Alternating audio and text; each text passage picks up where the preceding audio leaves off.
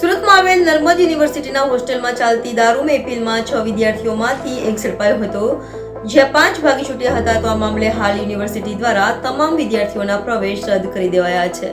31st Narmad યુનિવર્સિટીના સમરસ boys હોસ્ટેલમાં દારૂ કાર ઝડપાયું છે, જેમાં 6 વિદ્યાર્થીની મહેફિલ હતી, જેમાં એક વિદ્યાર્થી પકડાયો હતો, જ્યારે 5 ભાગી છૂટ્યા હતા.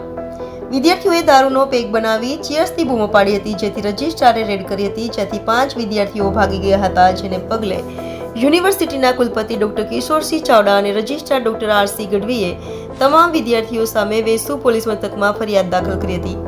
સાથે યુનિવર્સિટી દ્વારા તમામ વિદ્યાર્થીઓના પ્રવેશ પણ રદ કરી દેવાયા હતા. સર, આપનું નામ ડેઝિગ્નેશન? ડૉક્ટર રમેશદાન ગઢવી, કુલ સચિવ વીર નર્મદ દક્ષિણ ગુજરાત વિશ્વવિદ્યાલય સુરત. સાહેબ, યુનિવર્સિટીના કેમ્પસના જે હોસ્ટેલ છે તેની અંદર શું ઘટના બની હતી, કઈ રીતની કાર્યવાહી હતી? 31 ડિસેમ્બર હોવાના લીધે એવા ઇનપુટ ખાનગી રાહે મળી રહ્યા હતા કે કદાચ કોઈ વિદ્યાર્થીઓ આ પ્રકારની ગતિવિધિઓ કરી શકે છે. એટલા માટે અમારી સમગ્ર ટીમ, અમારા સિક્યુરિટી ઓફિસર અને અમારા રેક્ટરશ્રીએ પણ સ્થળ પર તપાસ કરી. હું પણ સ્થળ પર જાતે ગયો હતો અને તપાસ કરતાં એક રૂમમાંથી આ પ્રકારે વિદ્યાર્થીઓ આવી ગતિવિધિ કરતા પકડાયેલા હતા અને એની સામે યોગ્ય કાર્યવાહી કરવામાં હાલ ચાલી રહી છે. સાહેબ, શું માહિતી મળી હતી, કઈ રીતની ઘટના સ્થળે મળ્યું હતું?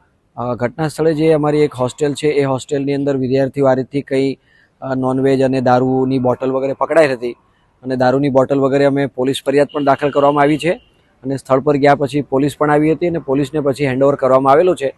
એટલે પોલીસની પણ ફરિયાદ અમે રાત્રે મોડે સુધી પણ અમારા રેક્ટરશ્રી અને અમારા સિક્યુરિટી ઓફિસરશ્રી પોલીસ સ્ટેશન જઈને પોલીસ ફરિયાદ દાખલ કરવામાં આવી છે અને યોગ્ય નિયમ અનુસારની ચોક્કસ કાર્યવાહી કરવામાં આવશે. કેટલી ગંભીર બાબત, હવે શું સૂચન વિદ્યાર્થીઓને? ગંભીર બાબત તો ચોક્કસ કહી શકાય. આ તો એક સમાજ જાગૃતિનો પણ વિષય છે, શૈક્ષણિક સંસ્થા છે, આવનારી પેઢી છે, વિદ્યાર્થીઓ આ રાષ્ટ્રનું ભાવિ છે, રાષ્ટ્ર નિર્માણમાં વિદ્યાર્થીઓનું ભૂમિકા છે. એટલે સૌ સાથે મળીને આપણે જાગૃતિ કરીએ, વિદ્યાર્થીઓમાં ડ્રગ્સ, શરાબ વગેરે નહીં હોવું જોઈએ.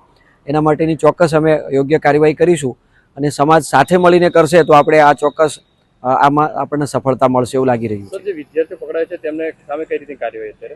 જે વિદ્યાર્થીઓ પકડાયેલા છે અને જેની ઓળખ થઈ છે અધિકૃત અમારા રેકર્ડ દફતરે ચકાસણી કરતા, એમના હાલ તુરંત છાત્રાલયના પ્રવેશો તો રદ કરી દીધા છે.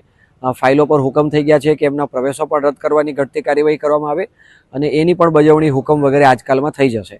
નિયમ અનુસારની ચોક્કસ કાર્યવાહી કરવામાં આવશે.